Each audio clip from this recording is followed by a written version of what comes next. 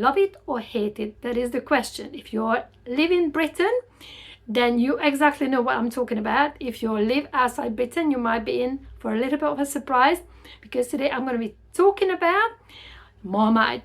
Marmite is kind of hard to describe. It's kind of a sticky brownish substance that people put on toast. You can put it in food. There are certain ways to eat it. So let's dive into it. The name Marmite actually came from the French word Marmite, because what they used to do, they were keeping these the Marmite in these little unusual kind of pots. They were kind of stoneware, and if you look at the actual bottle, the actual container jar of the Marmite, now obviously they are in glass, but you will be able to see that little pot. That's where the name came from. But it's not actually coming from France as such. In the 19th century, somewhere in Germany, in a brewery, there was a scientist, von Liebig. I'm going to pop his name on the screen, because I do apologize if you watch this in German, because I don't speak German, so I probably butchered the name. But he was the one who accidentally discovered it. So it wasn't one of those fancy kind of history, because, well, it just happened to be a byproduct of brewing beer. I don't know how he discovered it or why he tasted it, but he soon realized that it was actually quite good. It was edible, although I can imagine in those days people were divided just like now.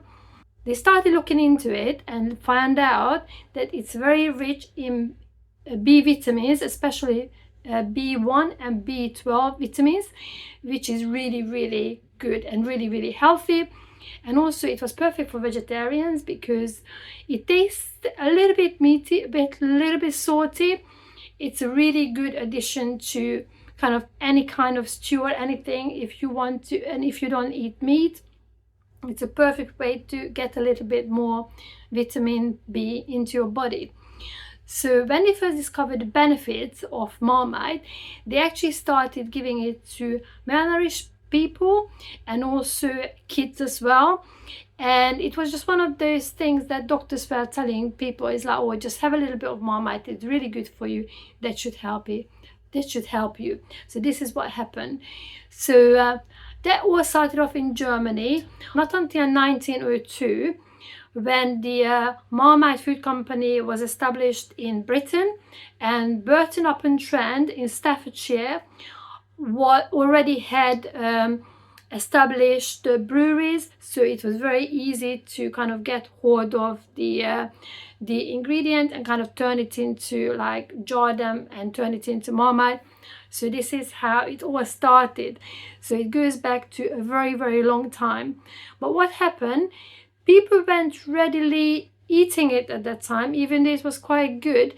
Not until the First World War, when actually it was part of the soldiers' rationing. So every day the soldiers got a little bit of Marmite, because they believed that it was helping them, because, you know, obviously they were malnourished, and they so they were giving it as the part of their rationing, which also continued right into the Second World War as well. So it was the same.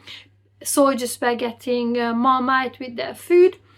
So it goes back, and it's gone through a lot, really. So it's not just something that we pop on the toast. It's actually got a fair bit of history.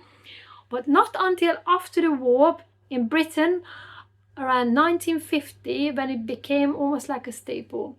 So in many homes, people started having it as part of their breakfast.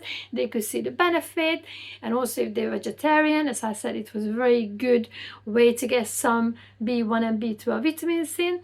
So this is really, I would say, from the 1950s, when it became a lot more popular in Britain and became kind of part of the life, part of British life, if you like.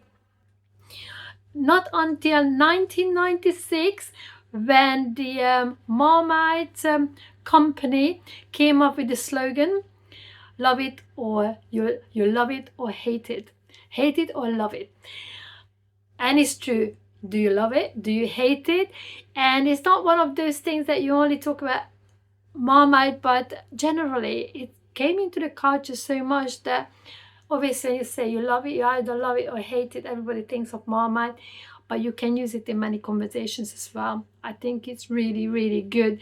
So after all these years, people are still using it, and it is part of British life. And a lot of people can't stand it. The Marmite company and the company obviously been doing like different things with Marmite, but when you're in Britain, you can buy Marmite flavored chocolate, Marmite flavored crisps, Marmite flavored Easter eggs as well, but it still divides the nation until now, because you can't say, I don't mind it, because you either love it or you hate it. According to some scientists, we all have with different genes, but the love of Marmite apparently got some sort of connection with the genes, and of course the taste buds, because we all have slightly different taste buds, and some people just love this gooey, very salty spread, or food if you like, but some people just can't stand it. So it may go back to genetics and the taste buds. So it was a lot of fun researching this today. I really, really enjoyed it, because it's just one of those things we take it for granted. But if we think about the history and, you know, everything that kind of went through, and when people who were like eating it throughout the years, you wouldn't even think it to go into the supermarket and get a jar of Marmite. So please make sure you do let me know if you love it or you hate it. I personally love it. I think it's really good for us, but I understand if you hate it. Please don't forget to check out my English muffin video now that I'm closing up, landing the plane here. And also, next time you eat Marmite on your toast, just think about it a little bit. It's gone through wars. It came from Germany. The name came after a French word. And, well, sick people and kids were eating it in the olden days. I can't wait to see you all in the next one. Have a lovely day, everybody. Take care. Goodbye for now.